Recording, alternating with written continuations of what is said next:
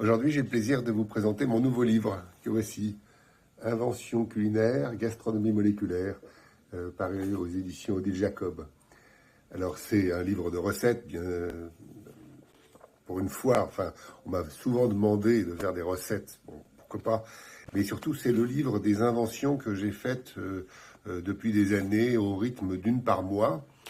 Alors, non pas parce que l'invention est quelque chose qui m'intéresse, mais surtout parce que j'ai voulu démontrer que si on se fonde sur des résultats scientifiques, à ce moment-là, l'invention, elle est quasi immédiate.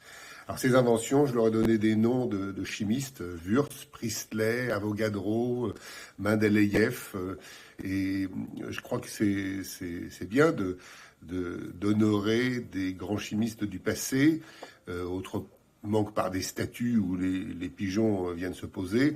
Là, on va cuisiner, par exemple, un Priestley. C'est une espèce de...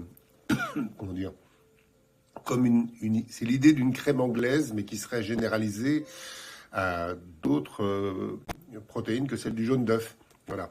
Alors, pour chaque chapitre, donc, il y a la présentation de l'invention. Et puis, il y a les recettes qui mettent en œuvre cette invention pour bien montrer comment on fait. C'est en pratique, c'est des recettes avec des grammages, avec des étapes, 1, 2, 3, 4, etc.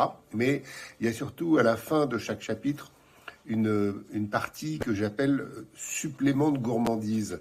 Alors, supplément de gourmandise, ça veut dire qu'on regarde les recettes, on les reprend une à une, et on s'interroge sur la manière de les améliorer.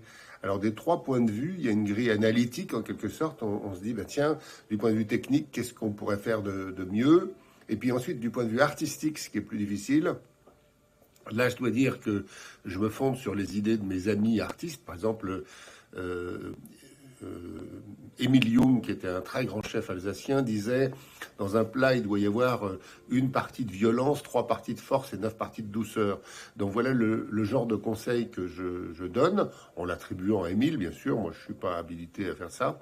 Et puis, il y a une partie amour, enfin amour, lien social. Comment est-ce qu'on peut dire mieux « je t'aime » en cuisinant? Et voilà le projet du livre.